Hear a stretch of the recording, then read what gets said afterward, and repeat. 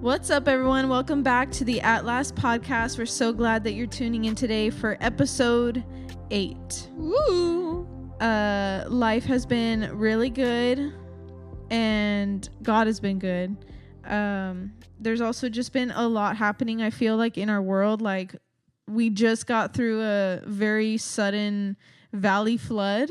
Oh, yeah, we did. And apparently, like, I feel like it caught everyone off guard. Mm-hmm. Like, really, I had no idea it was even coming. I just knew it was raining, and then all of a sudden, oh, we're getting like a lot of rain. And then we had tornado warnings and I don't know what. So that's been happening. And online, there's just been, I don't know, just a lot of different things. Like, I don't know if you watch, like, I don't, The Bachelor and all that stuff. I know that stuff has been happening with that. Okay, Megan, you just literally, really? You just pull your dogs out, like, right now? Slamming your sandals, like, you know, I'm glad you're comfortable. I want everyone to know that Megan is comfortable. I put them away, guys. Don't worry. I mean, I don't mind. It's just that you can move a little right closer. Next to you, yeah. So I felt bad. Anyways. We also have some, other drama happening online. The Snow White stuff. Mm-hmm. Okay, this movie just came out. I first started hearing about Snow White stuff with Rachel Ziegler and her strange interviews. Mm-hmm. So this is like my first experience, like, hearing anything about this movie, how she had been, like, just complaining, basically. Wait, you heard about this recently? You heard about this a couple years ago? Years? I mean, oh, wow. No. It's been at least a year, I think. Yeah. No, I'm saying when I first heard about it. Oh, yeah. Okay. So when I first heard about it, this is the videos I was seeing, is her being interviewed, like, on the carpet or whatever, and her saying that, this is a super old movie, and evidently so, that they're going to want to change, the main plot line and the princess thing. So now we know the movie's out. Some people have seen it. We know that many people have not gone to see it. So, Megan, do you have any thoughts about this big failure that has happened in the theaters? I mean, at first, I'm going to be honest. At first, when this happened, like, however long ago when it did, I was kind of like, okay, like, this is really annoying how she's talking about it. But if that's the whole point of the movie, then I guess, like, she's just doing her press tour, I guess, like, she's just advocating and thinking that this is what, as women want as societies, we want to watch a movie where the girl does everything herself, apparently, and completely restructures our childhood. But okay. And also, I had seen her in the Hunger Games movie and thought she did an excellent job. So I was kind of like, maybe I'll go see it because, Okay. Well, so you did have a positive experience before this. Because of the movies, because of the Hunger Games movie. I didn't see that movie. Yeah. So this is my first, like, thing ever seeing her really speak in general. But recently, when it's all come to fruition of all of it and seeing everything, I have a very different perspective now. Now I'm over it. Because it's like, okay, homegirl, you have had no media training. This is what this is proving, okay?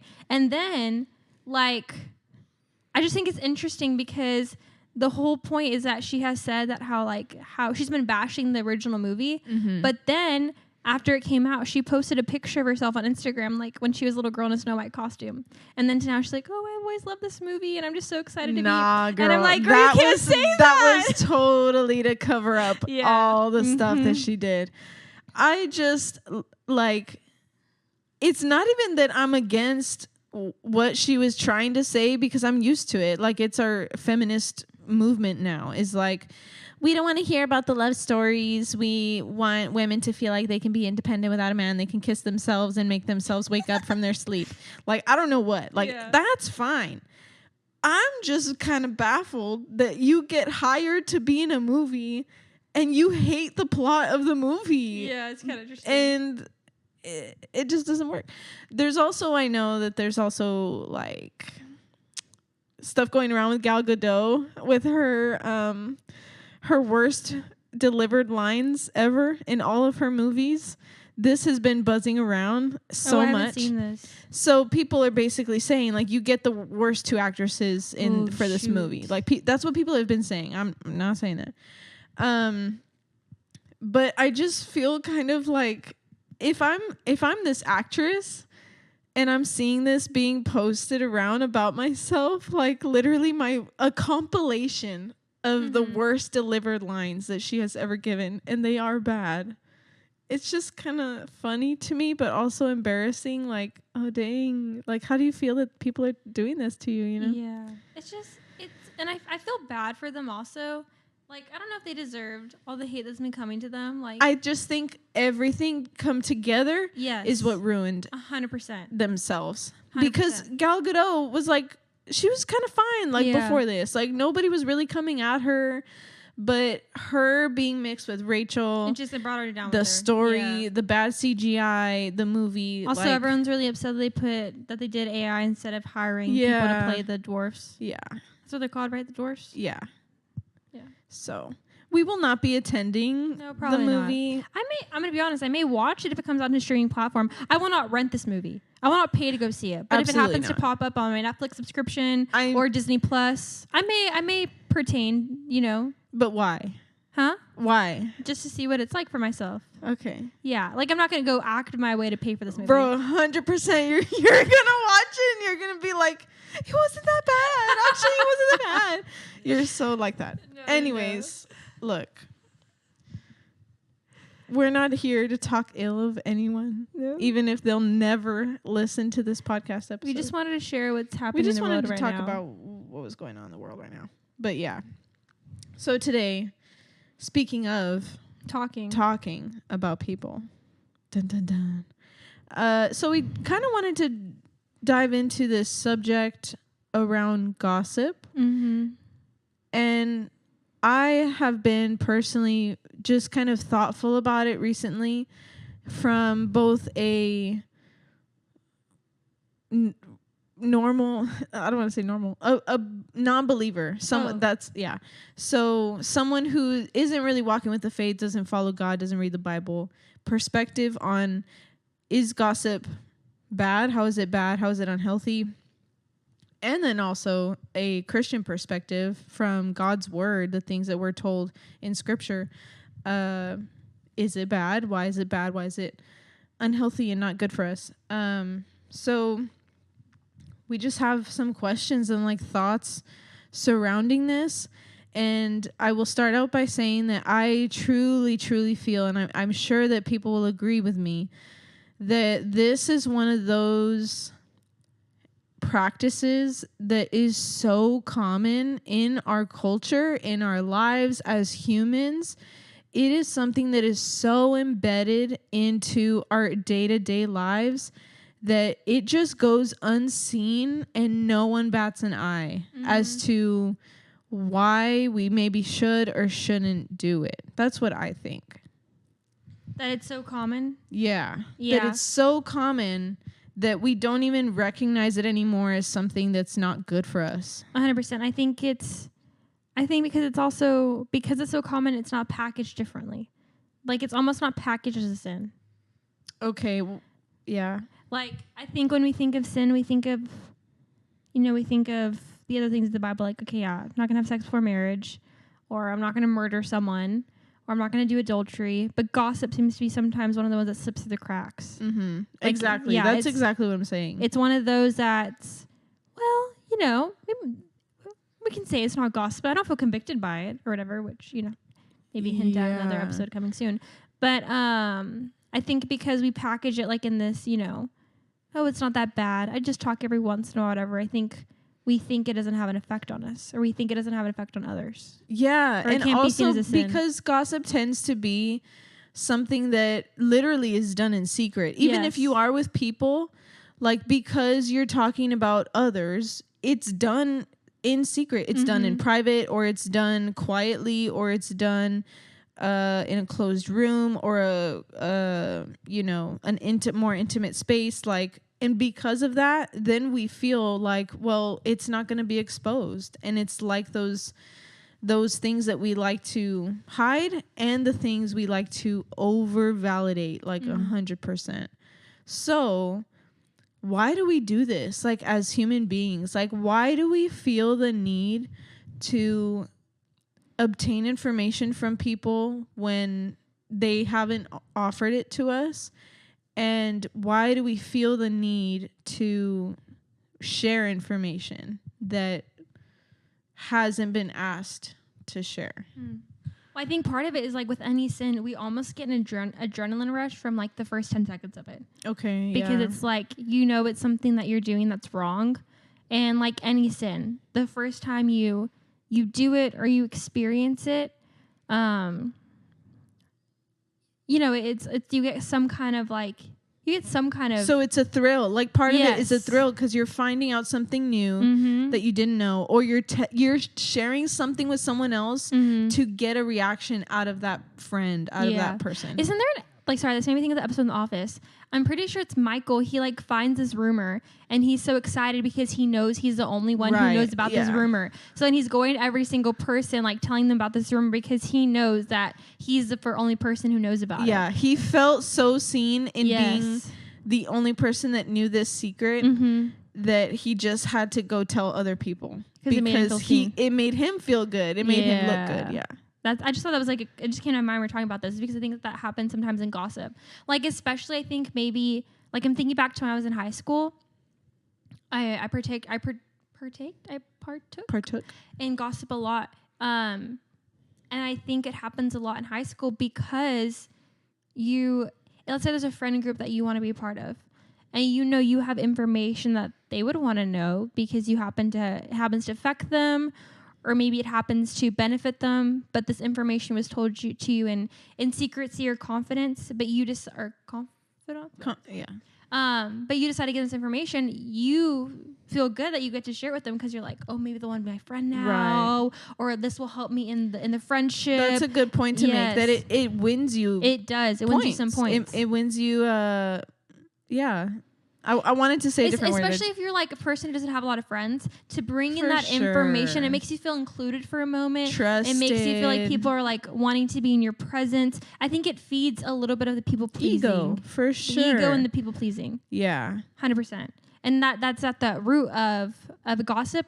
Honestly, it's insecurity. You're trying to cover an insecurity within yourself because you're like, well, let's not focus on me. Let's focus on these people.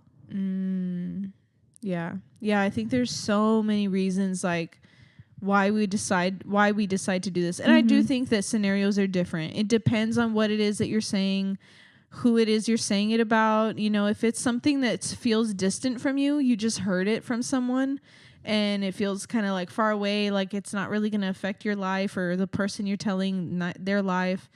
It's just some information that you think is crazy or you think is weird or then that might be very different than sharing something extremely personal that someone personally shared to you that you just can't hold in and want to tell other people. I do think that we kind of like we're saying, right? Like there's a pride factor to it, which we're born with. Like we are born in sin. We're born sinful and we are born with so much pride. We're selfish, as kids. We want what's ours. We have to learn how to share. We have to learn how to be kind. We learn to be nice, to say nice things. It's a learned thing. So then that means gossip has always been around. It has always been a random flesh need, like in people. So do you think that you maybe participated in gossip like from the very beginning, like elementary school, like from the minute that we have friends, from the minute that we start being social, does gossip end up being a part of that friendship? Such a good question. Now I'm reflecting back to my elementary school friendships. It's weird because, like, I'm thinking back to elementary in terms of bullying. And so I'm kind of like, what was at the root of that bullying, that was done to me?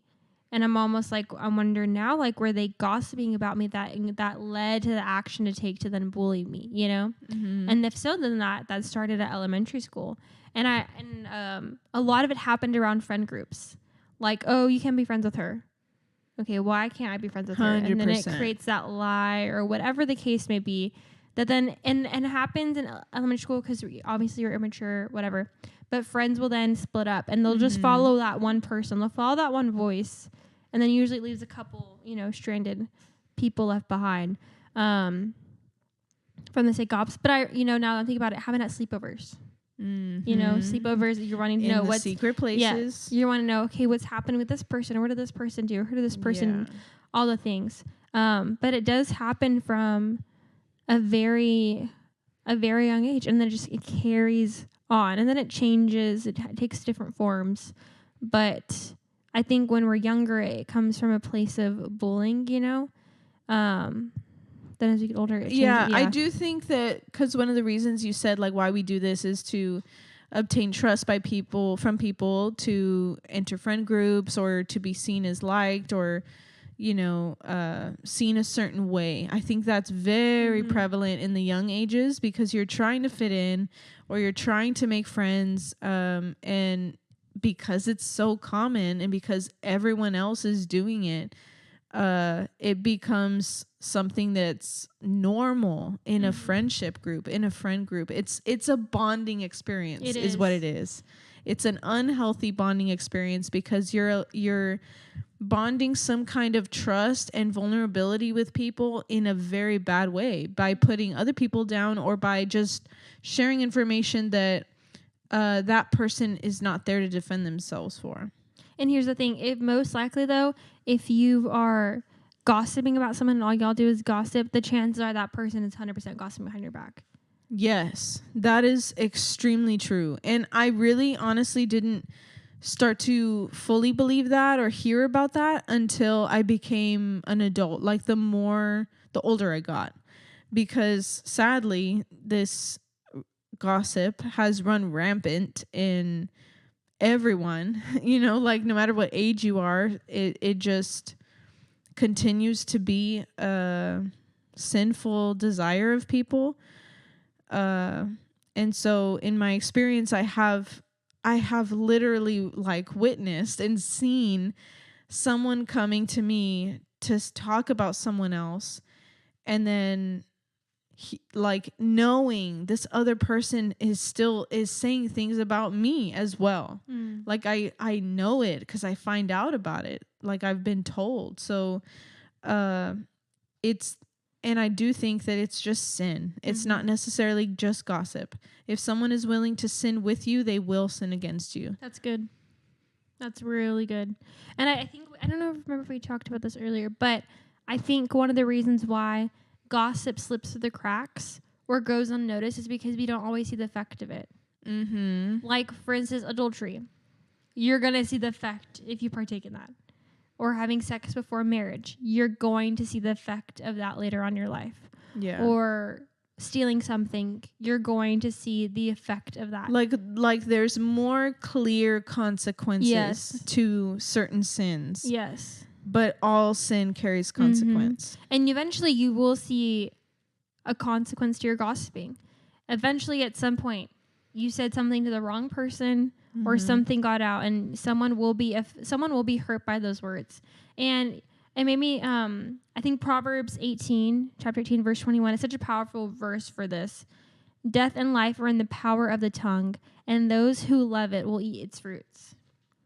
It's a powerful reminder that what you say and who you say things to, words carry a lot of power.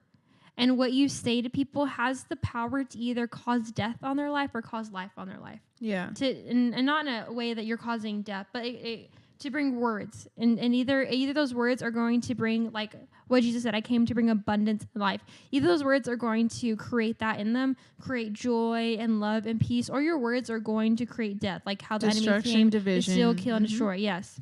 And I think that's a good reminder when we remember when we're talking about people, when we're talking to people, is that these are people.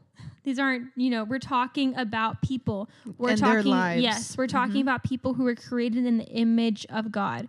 These aren't strangers. They're not just random people. These are who the people that we're talking about. And out of our tongue carries a lot of weight. Yeah.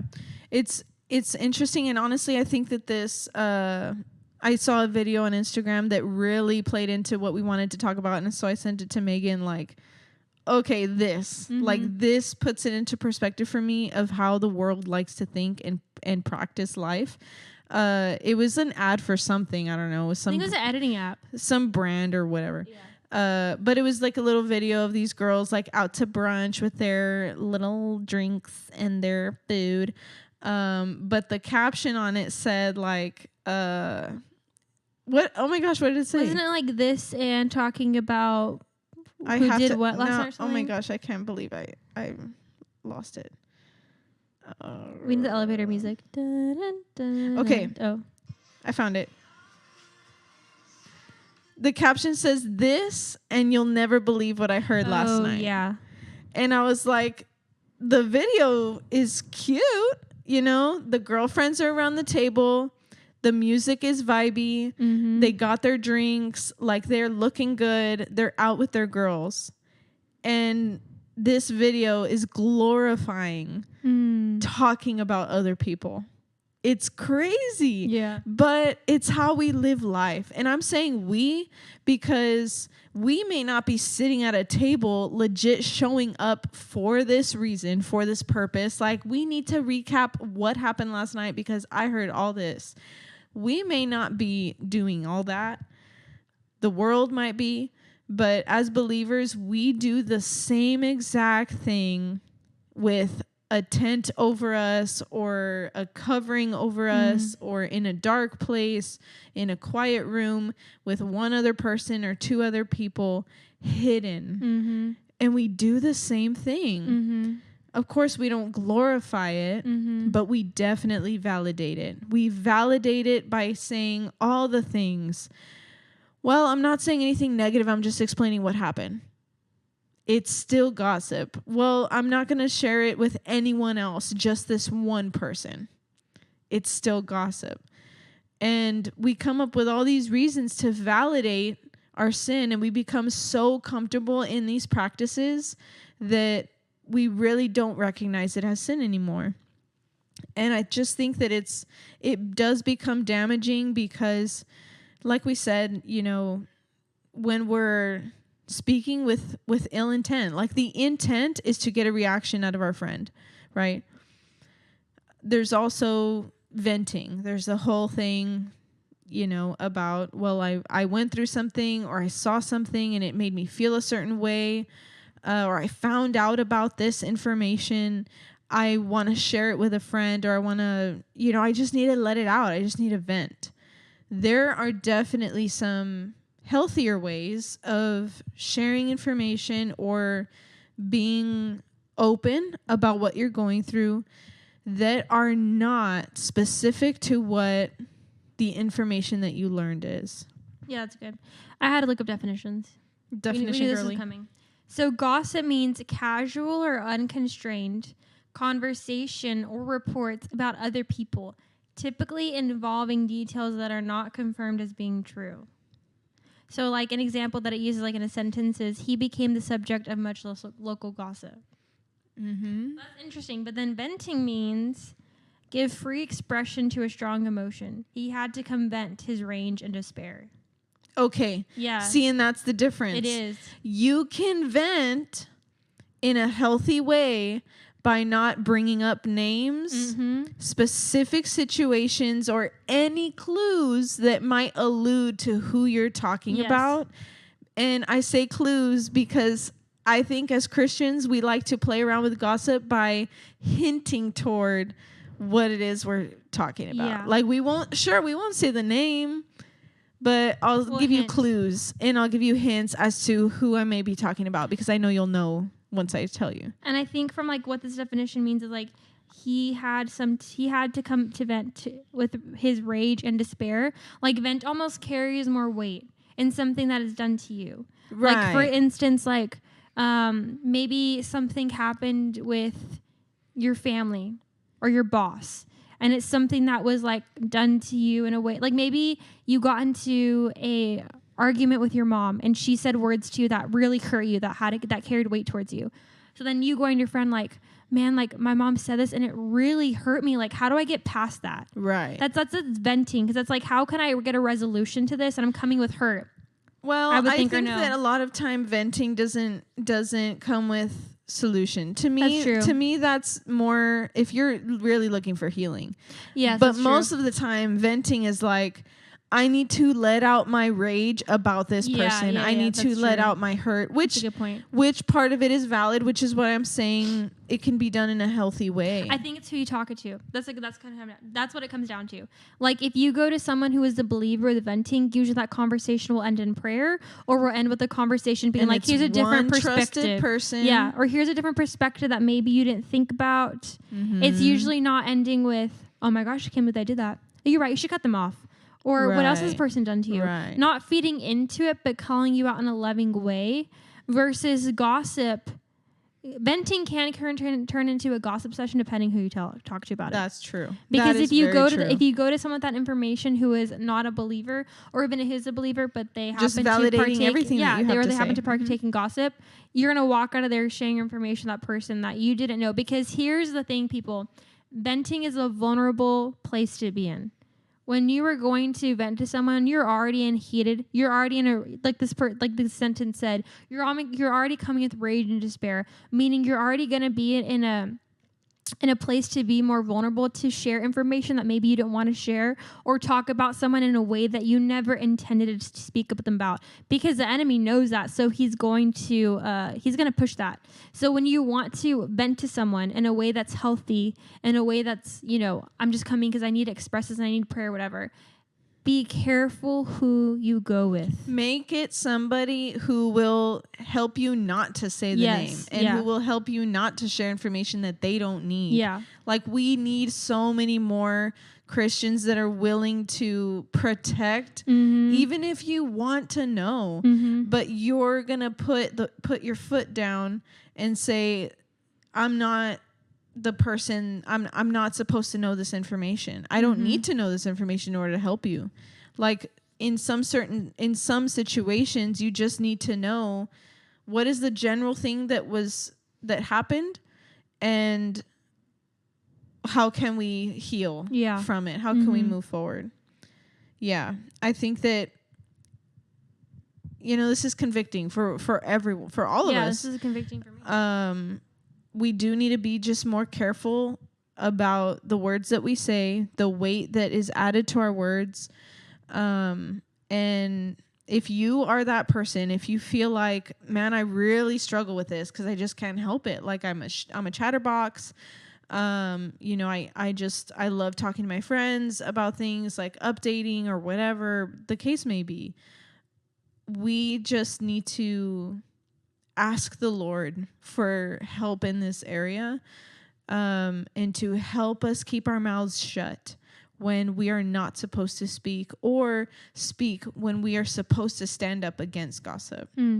And I just think it's a very, very powerful thing. The tongue is so powerful. The words that we have to say are so powerful. And in a lot of these cases, we really think, it's like you said, we really think it's harmless, because we don't think anyone's gonna find out if I'm in a car, or if I'm in my room or my house. No one's gonna find out I'm talking about this. But it's harmless until it's not, until someone is harmed, or we harm ourselves by participating in continual sin. One last thing I was going to add on to this is that also this is a saying I think that everyone hears, like when you're younger, and it comes from the Bible of like protecting your ears, protecting your eyes, all of that. But it's true. And that becomes more and more true as you get older. But really be intentional also about what you're allowing in your life in terms of TV, music, because those things will play a part in this area. I was telling Isha when we were prepping for this episode that I can't remember when it was, maybe like 2 years ago, but I was watching a TV show, and that TV show, it happened to be centered around a lot of gossip. It was a reality TV show, and they just happened to gossip a lot. Like the whole drama, everything was centered around these conversations of gossip. And I just kind of remember in that moment that almost like having an effect in my relationships of friendships. Like it's almost like I was looking for the gossip. Because you wanting to take share on the gossip. behavior of what you're consuming. And so I remember I stopped watching it because I was like, oh my gosh, I'm getting way too caught up in this and I'm wanting to spread gossip from watching this. And so just kind of like taking an inventory of what you're listening to, what you're watching, because that, believe it or not, it will have an effect on what you say. It really will. Yeah. We need to pray. Yeah. We need to be praying. But I really just want to empower whoever is listening. Like, I want to empower you to be the person that's different. Be the person that is not liked because you shut it down. Be the person that is rolled at by eyes because you won't participate in it. Be the person that is different, that is set apart, that says, stop, I don't need to hear anymore, please stop. Be the person that takes everything to God first instead of your best friends. Be a person that brings what's happened in the dark into the light. If there is something that needs to be brought out or confessed or forgiven, be the person that will do the work to make that kind of healing happen, because it's what we're called to do. Like we're not called to look like the world and not to and we're not called to glorify the sins that look pretty and can be fun sometimes. Yeah. So hope this episode's helpful. Yeah. And I hope it was convicting. It was convicting for me. Like when we're talking about this, we're not talking to y'all being like, y'all need to, we're in this with you. Yeah. We're all in this together. We're all in this together. And that is the end of episode 8. Thanks for watching. Just kidding. Okay, bye.